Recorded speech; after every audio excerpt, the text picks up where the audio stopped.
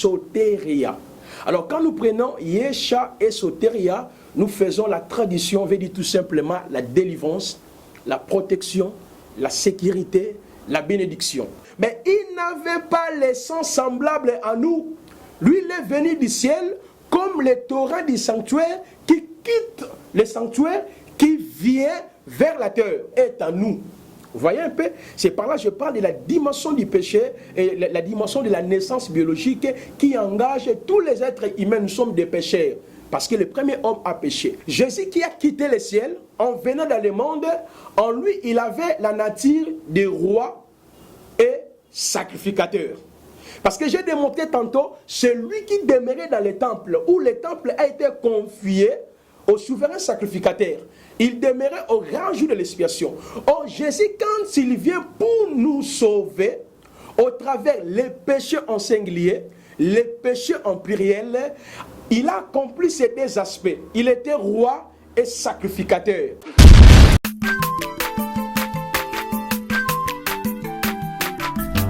Azamwana motote boa kosangai abongwa ni pete boa wangata Zambe a le Nazarien, le Nazarien, le Nazarien. David Nazamba, aebana kika kokoma mukondima. Atako babakola ki mafuta na musakolima. Lelo ya yobolingo ebateli le Nazarien. Lipamboli oye mona na katempeni mama kantelobi. Kola pie mapapu, masopi mafuta. Toko kisi ena elongo na nzambe oyo babenga na makomi Jésus.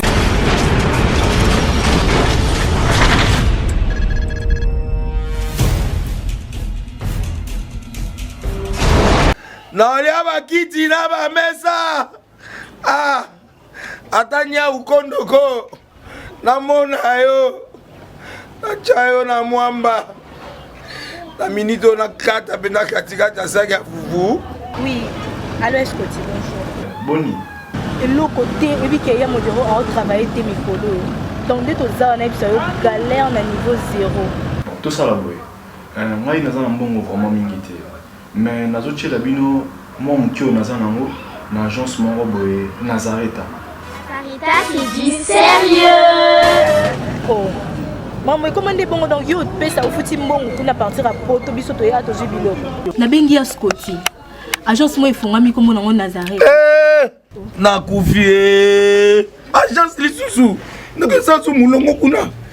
Pendant cela sou. Kuna iza mamba mulongo te. Ye si afuti mbongo kuna partir à poto biso tozo ke ko récupérer biloko oli. Ah tika boyeko. Yiso mona makama bongo na monte. Bat pape si mbongo kuna biloko récupérer biloko oli na agence. Ezalaka. Mais moi bandi. Maman, dès qu'il y a un singaï, mais na limité, na lingina mona ki mona beso, poli kambaboye, na monde na ne salamate. Maman, yebisa kai. Ba pesi mbongo kuna, biso to récupérer biloko kolia awa. Ya solo boutique Nazareta, ezali boutique où ezali à distribution de produits alimentaires. Ah! Na sali poto sunga, bandeko oyo. Même ba oyo bazana na peu de ressources comme les boyés de bandicon bazana niveau qui chasse même avec un petit rien. Donc à partir à $10, $15 donc so na mbongo te ndebono na pota ko sunga yo a uzika biloko kolia. Maman Nazareth nzamba pambola ya bakise mikole belé awa na sena mokili. Et bongo awa tozawa poto yeba adresse awa. La boutique Nazareth a été ici à Kubungate, toza sur avenue Monkoto numéro 1, direction Elengesa. Face à face na église catholique Saint-Vincent. Ah, direction Elengesa, Monkoto numéro 1, à face à l'église catholique Saint-Vincent. Ah, Saint-Vincent d'école. Bon numéro de téléphone, vous en avez déjà vous en on a 3 numéros pour Paris, vous en un numéro pour la Suisse, vous en un numéro pour la Suède. Ah! Non, non, non, non, non, non. Nazareth, nous allons la Congo Sili. Julia, nous allons la Kangisa qui a foufou. Il y a modé, il y a un foufou. Oui, pour la Nazareth, dans le système Mbimbi, dans le Shingo. Bon, ok. Vous allez Silio. Caritas c'est du sérieux. Abongwani pede boa wangata Nzambe ya le Nazarien. Pour le temps, laisse que ton action puisse nous accompagner, illumine les yeux de nos cœurs. Je sais que Seigneur, ta parole nous dit, dans cette alliance, personne enseignant son constituant, nous tous nous serons interpellés par toi. Manifeste-toi de vie jusqu'à la fin, dans le nom puissant de Jésus-Christ, Sauveur et Rédempteur. Amen. Oui, nous bénissons l'Éternel pour la grâce, l'opportunité. J'espère bien que vous êtes nombreux. C'est par la grâce du Seigneur que nous tous, nous bénéficions de l'intelligence, la force et la sagesse. Au jour d'aujourd'hui, nous voulons partager avec vous un sujet qui est important. Je crois bien que le Seigneur va nous interpeller. Pourquoi? Le Seigneur Jésus-Christ, dès son vivant, il a prêché plutôt les trois principales doctrines. La doctrine d'Issalie, la sotériologie, la christologie et l'eschatologie. Aujourd'hui, nous voulons partager aussi un sujet qui est important, que je l'ai intitulé la sotériologie, les mystères du Torah du sanctuaire et la grande vérité sur les salis. La sotériologie, les mystères du Torah du sanctuaire et la grande vérité sur les salis. Nous allons lire trois portions des Écritures. Nous sommes dans le livre de Colossiens. Colossiens chapitre 1. Nous lirons les versets 12e jusqu'au verset 14e. La Bible dit, rendez grâce avec joie au Père qui vous a rendu capable d'avoir part à l'héritage des saints dans la lumière. Il nous a délivrés du pouvoir des ténèbres. Il nous a transportés dans le royaume de son Fils bien-aimé. Les versets 14e, à qui nous avons la rédemption, le pardon des péchés. Et rapidement, je prends l'écriture d'Ézéchiel 47. Ézéchiel 47, le verset 1 jusqu'au verset 12. Ce livre d'Ézéchiel, chapitre 47, le verset 1er jusqu'au verset 12e. Ben, j'ai préféré de lire seulement le verset 8 à 9 à la maison. Chacun peut lire tous les chapitres. Je lis le verset 8e. La Bible dit ceci. Il me dit, cette eau sortira vers les districts orientaux, descendra dans les Arabes et entrera dans la mer. Lorsqu'elle se sera jetée dans la mer, les eaux de la mer deviendront saines. Le verset 9, tout être vivant qui s'aimait vivra partout où le torrent arrivera. Il y aura une grande quantité de poissons, car cette eau arrivera là-bas, deviendront saines et il y aura de la vie partout où il arrivera le torrent. Et enfin, Éphésiens chapitre 1er, le verset 2 à 3, la Bible dit, Dieu nous a bénis abondamment en Jésus-Christ dans toutes sortes de bénédictions. Voilà. La sotériologie, les mystères du Torah du sanctuaire et la grande vérité sur les salis.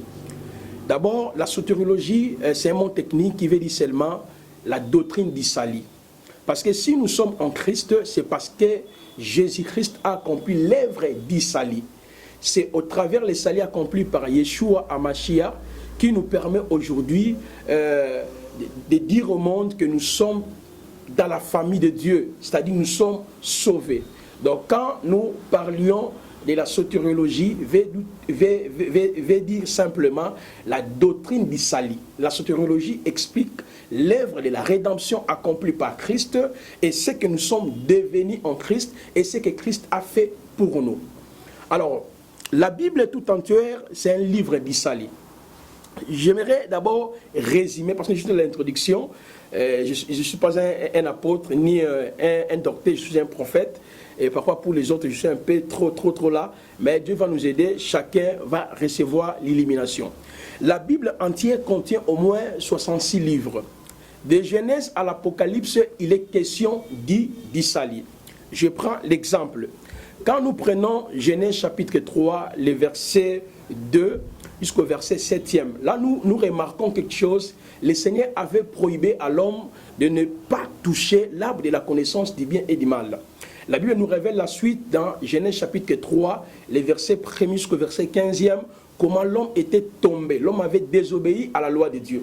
C'est par là que le Seigneur a commencé d'expliquer la procédure ou le processus du salut.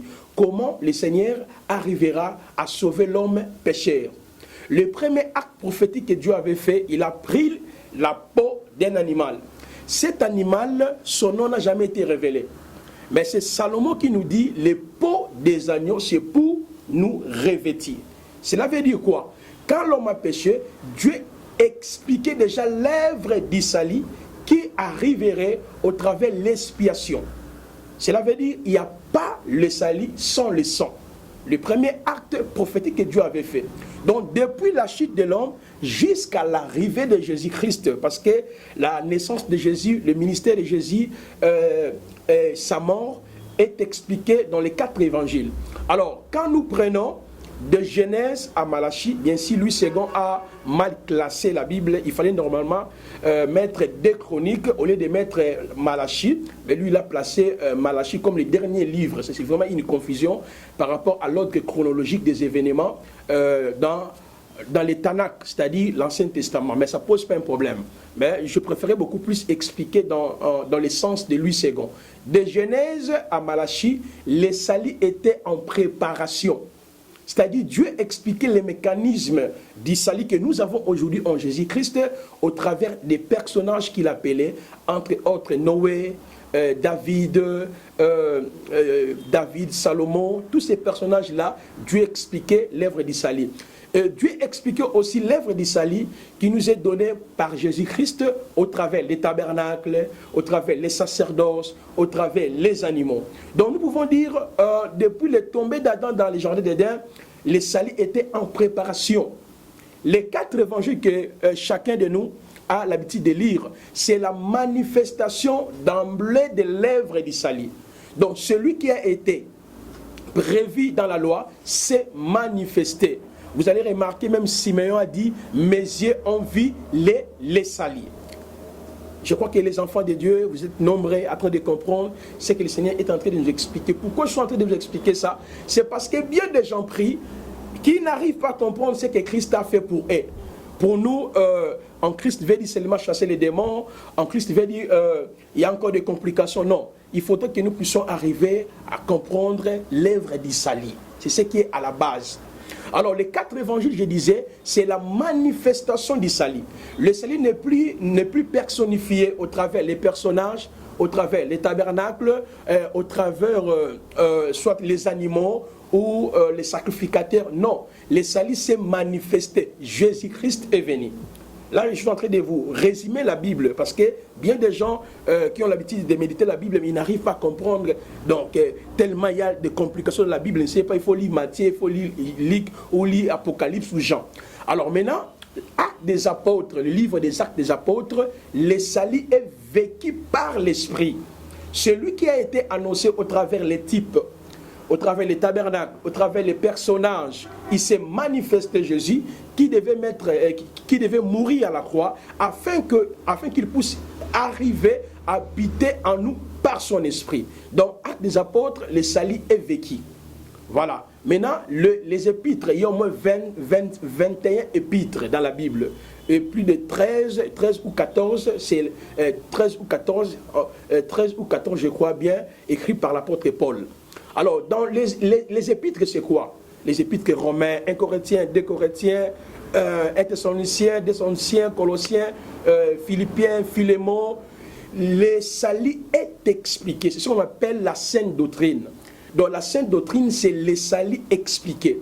Il y a fortement la différence entre de parler de Jésus et de prêcher la sainte doctrine. La sainte doctrine, c'est l'explication de l'œuvre du salut accompli par Yeshua à Mashiach. Maintenant, le livre d'Apocalypse, qui est le dernier livre de la Bible, c'est l'achèvement de l'œuvre du salut. C'est-à-dire, quand je parle de l'achèvement de l'œuvre du salut, Christ qui viendra pour les salut de son peuple d'Israël, et ce salut d'Israël sera manifesté dans les deux temps. Premièrement, quand l'Église sera enlevée, Dieu va envoyer les deux prophètes afin qu'ils puissent ramener Israël au fondement des apôtres et des prophètes, conformément à l'Apocalypse chapitre 11, le verset 2 jusqu'au verset 15. Et puis, Christ apparaîtra à la fin de la dernière semaine de Daniel. Selon Daniel 9, verset 1 au verset 27, il apparaîtra pour les saluts futurs d'Israël. Zacharie 12, Zacharie 14 nous révèle la théophanie, la manifestation parfaite du Christ. Bien sûr, lui-même l'avait même annoncé dans les livres de Matthieu chapitre 24, les versets 30 à 31. Donc vous voyez, de Genèse à l'Apocalypse, la Bible parle qui dit salut. Alors, le mot salut en hébreu veut dire Yesha. Le mot grec utilisé pour parler du salut, c'est soteria. Du fait que la Bible que nous détenons entre nos mains, c'est un livre, comme je viens de l'expliquer, à au moins 66 livres. Alors, dans cette Bible, il y a au moins plus de 7 alliances divines que le Seigneur a contractées avec les humains. Le Seigneur a contracté avec les humains. Parce que la Bible parle au moins, généralement, il y a 3 grandes alliances. Il y a la solide alliance, il y a les alliances humaines, et puis il y a les alliances divines. En ce qui concerne les alliances divines, il y a 7 alliances que le Seigneur a conclues avec les humains. L'alliance avec Adam avant sa chute, après sa chute, avec Noé, avec David, avec Israël, avec Abraham, et puis la nouvelle alliance accomplie par Christ qui a été annoncée par les prophètes Jérémie. Alors, il y a aussi les alliances humaines. Les alliances humaines, c'est ce que Daniel 11 nous parle. Et la solide alliance, c'est une alliance qui est liée proprement dite pour les enfants d'Israël. Lorsque nous serons enlevés, et l'Antichrist viendra pour conclure une alliance avec Israël. Donc, cela veut dire, cette alliance divine, quand nous lisons Hébreux chapitre 8, les versets 6 à 7, sont répartis en deux. On parle de la première alliance et la seconde alliance. Je crois que vous êtes nombreux, Dieu est en train de nous interpeller parce qu'il est important. Alors maintenant, la Bible que nous détenons entre nos mains a été écrite en hébreu, l'Ancien Testament qu'on appelle la Torah ou les Tanakh. Parfois, il y a vraiment une erreur lorsque les gens disent que l'Ancien Testament, il faut plutôt dire la première alliance, ou les Tanakh ou la Torah. Alors, l'Ancien Testament, comme les gens aiment le dire, a été écrit en hébreu. Une partie de textes tels que Ézéchiel et Daniel ont été écrits en araméen, seulement de quelques parties. Alors, le mot salut en hébreu veut dire Yesha. Alors, le Nouveau Testament a été écrit en grec. Alors, le mot utilisé pour parler du salut dans le Nouveau Testament, c'est soteria. Alors, quand nous prenons Yesha et soteria, nous faisons la tradition, veut dire tout simplement la délivrance, la protection, la sécurité, la bénédiction. Donc, quand nous parlions du salut, nous voulons expliquer ce que Christ a accompli pour nous et ce que Christ a fait pour nous. Par exemple, quand vous consultez le dictionnaire Larousse, lui définit le salut étant le salut est défini étant est un moyen pour s'échapper à un danger. C'est ce que lui second ou plutôt Larousse nous donne la définition. Mais cette définition est fausse par rapport à la Bible. À la Bible, le salut signifie quoi? Le salut signifie le fait de s'échapper du péché et ses conséquences. Parce que quand l'homme est tombé dans le péché, comme je l'avais dit au début, l'homme était sous l'emprise de l'ennemi. L'homme était emporté sous la puissance de l'ennemi. Alors quand Christ est venu accomplir l'œuvre du salut, c'est pour ôter les péchés en singulier. Péché en singulier veut dire le péché adamique ou la nature pécheresse de l'homme. Il y a aussi les péchés en pluriel. Les péchés en pluriel, l'avortement, la cupidité, la magie, tout ce qui est lié aux œuvres de la chair. Alors quand Christ est venu pour nous sauver, il était venu du ciel. Voilà pourquoi j'ai intitulé mon thème la sotériologie, le mystère du torrent du sanctuaire et la grande vérité du salut. Parce que celui qui devait nous sauver du péché en singulier et du péché en pluriel, il ne pouvait pas être semblable à nous. Mais tu peux me dire que mais Jésus est né sous la loi. La Bible dit qu'il était semblable à nous. Je l'expliquerai. Parce que la Bible nous présente au moins 3 types de naissances. La première naissance, c'est la naissance adamique. Quand nous prenons Actes chapitre 17, le verset 22 à 23, Paul nous dit ceci: Dieu a permis que tout homme sorte par un seul homme. C'est-à-dire nous tous nous sommes sortis de la filiation adamique. Alors dans Romains chapitre 5, le verset 12 à 21, Paul nous dit par un seul homme, le péché est entré dans le monde. Au travers Adam, nous tous, lorsque nous naissons, automatiquement, la nature du péché adamique est en nous. Vous voyez un peu? C'est par là que je parle de la dimension du péché et la dimension de la naissance biologique qui engage tous les êtres humains. Nous sommes des pécheurs. Parce que le premier homme a péché. La deuxième naissance, c'est la naissance biologique. Exemple, quand vous prenez Matthieu chapitre 1er, le verset 1 à 3, même Luc chapitre 3, les versets 1 à 12, on nous parle de Jésus, fils de. De la même manière, moi, votre frère Placide, je suis aussi sorti d'une tribu, d'une famille. Alors là, c'est la naissance biologique. Mais celui qui devait nous sauver, il devait venir d'en haut. Il ne pouvait pas connaître la naissance adamique, la naissance biologique, mais il devait d'abord avoir une naissance d'en haut.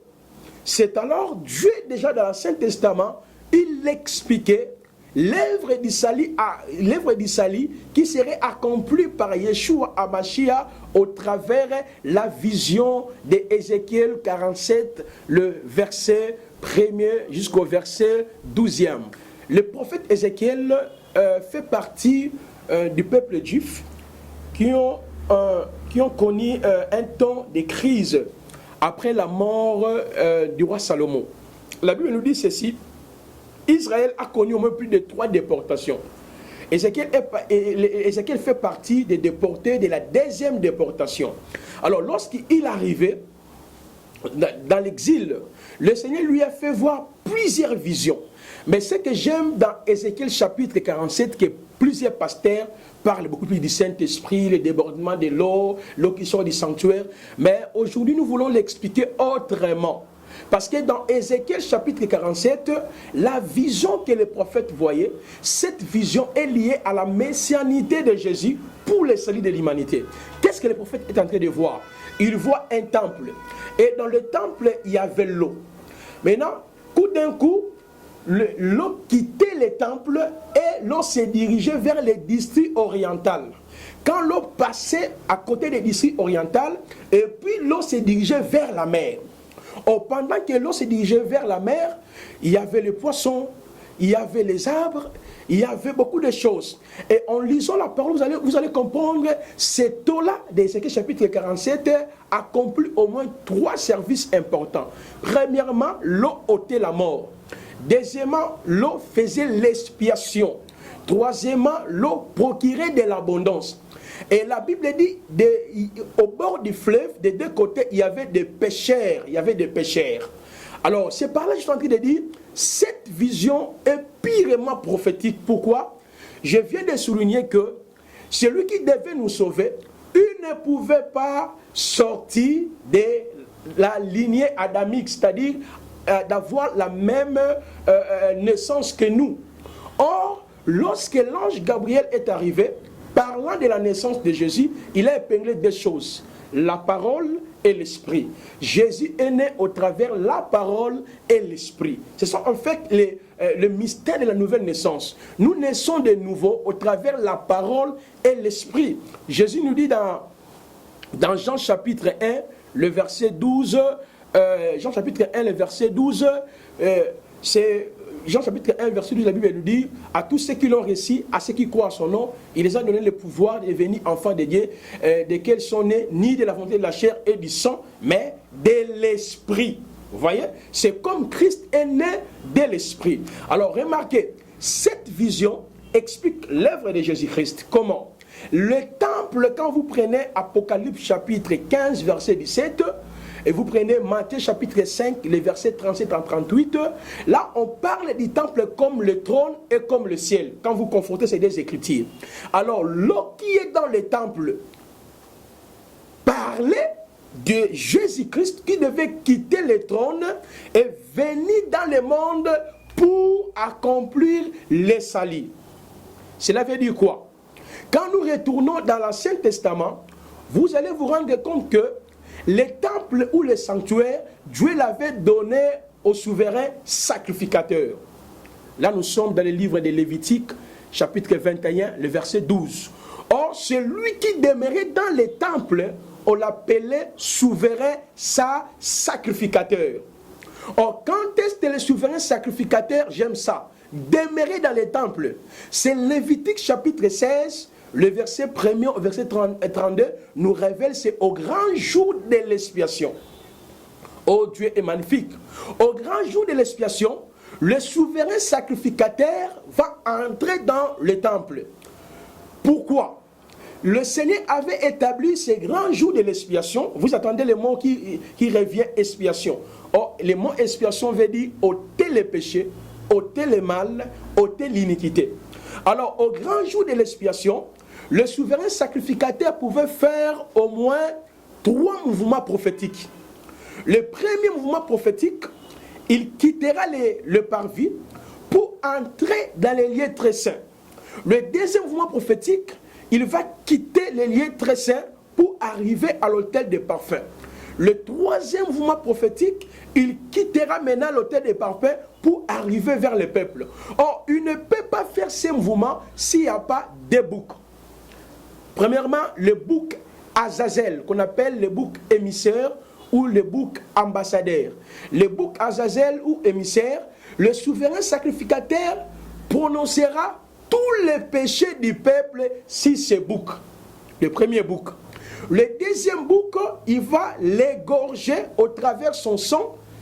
Il entrera maintenant dans les lieux très saints pour faire l'expiation du péché dans l'arche de l'alliance, au-dessus de l'arche, dans la couvercle de l'arche plutôt qu'on appelle le propitiatoire. Alors, c'est par là, nous remarquons dans Ézéchiel 47, l'eau demeurait dans les temples.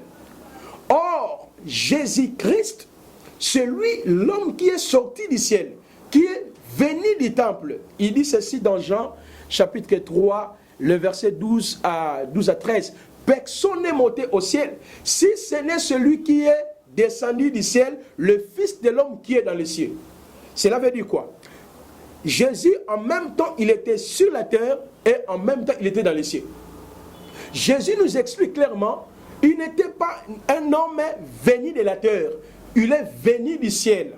Pour comprendre ces mouvements, il faut consulter encore Moïse. Dans Exode chapitre 25, le verset 1 jusqu'au verset 9e, le Seigneur a parlé au prophète Moïse, il lui a dit ceci: tu parleras au peuple d'Israël qu'il m'apporte une offrande. Pourquoi? Dieu lui avait communiqué la vision du tabernacle. Il lui a dit, tout ce que tu as vu ici, lorsque tu descendras, tu reproduiras la même chose. Mais le tabernacle devait sortir des hommes. L'autre devait amener l'or, l'autre devait amener pourpre, les agrafes, afin que la maison soit bâtie. Mais en réalité, la maison qui était construite selon les œuvres des hommes n'était pas une maison terrestre.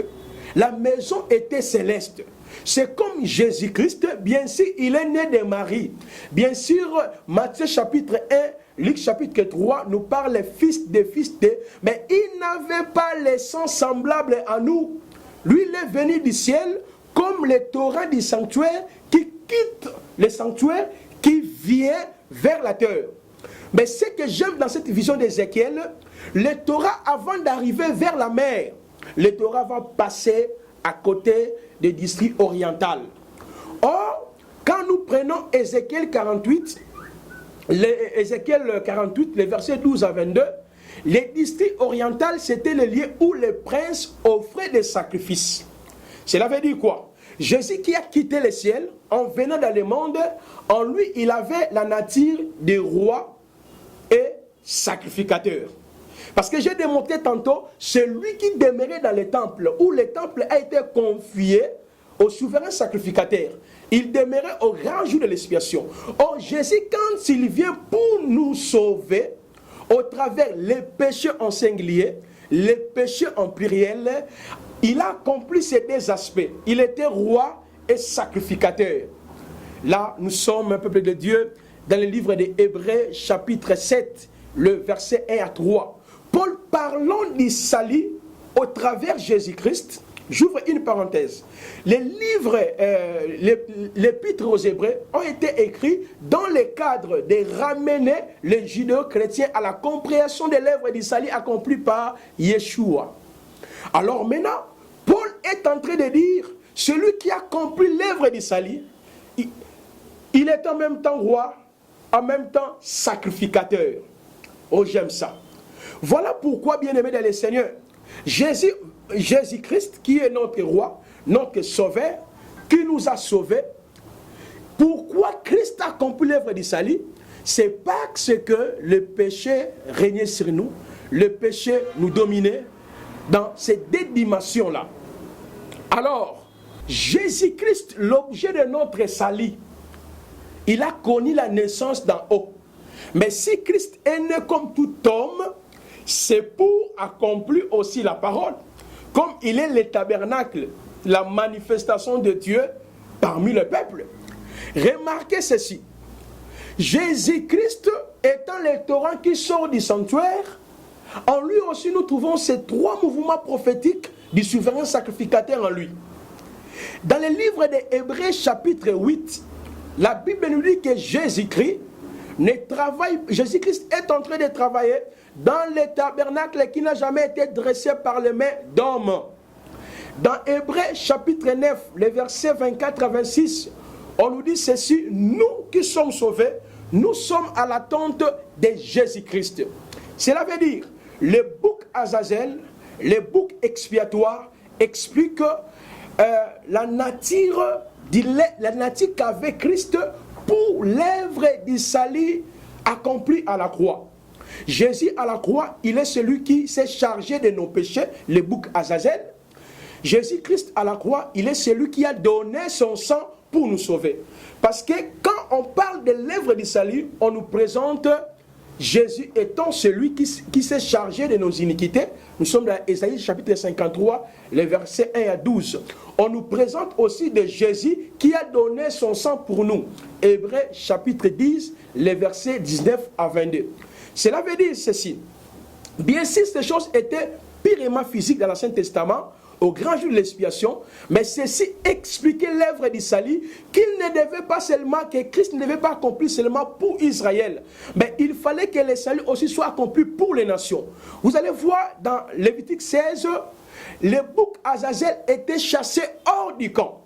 Hors du camp, quand nous prenons Lévitique 14, Lévitique 13, hors du camp, il y avait les lépreux. Or, les lépreux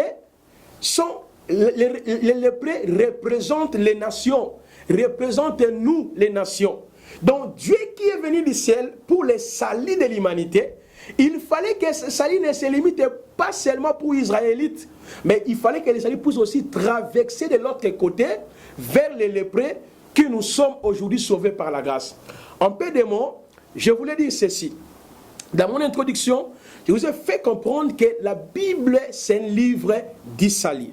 Je vous ai démontré, il y a trois naissances, la naissance adamique, biologique et la naissance d'en haut. Dans mon introduction, je vous ai dit que le salut que nous avons en Christ est venu du ciel. Et dans le jour qui vient, nous allons expliquer les actes rédempteurs du salut. Parce qu'il n'y a pas le salut sans la rédemption, sans la rançon, sans la propitiation, sans la justification, sans l'adoption, sans la substitution, sans la sécurité, sans la glorification. Ce sont les actes rédempteurs de l'œuvre d'Issali. Et Dieu nous fera grâce, je parlerai aussi d'Issali et des combats spirituels. Voilà, vraiment très content. Je vous bénis, vous tous, que la grâce de Dieu soit avec vous, que Dieu puisse vous éclairer par rapport à mon introduction. Je sais que c'est un peu dur, mais par l'Esprit du Seigneur, chacun a appréhendé une pensée. Vraiment, j'ai béni tout le monde. J'aimerais prier pour les frères et les sœurs. Et parfois, tu es malade, tu as des problèmes. J'aimerais prier pour vous. Seigneur, merci pour le temps que tu nous as accordé afin que nous puissions communiquer ta parole à ton peuple, Seigneur, dans l'éliminer, Seigneur, éclaire ton peuple. Je prie pour les malades, je prie pour les frères et les sœurs bloqués, Seigneur, qui ont des complications atroces, Seigneur. Laisse que la puissance de l'œuvre d'Issali que tu nous as dit dans les salis, il y a la protection, la guérison, apporte la guérison, libère les captifs, ouvre des portes dans leur vie, dans le nom puissant de Jésus-Christ, Sauveur et Rédempteur. Amen. À la prochaine. Bye.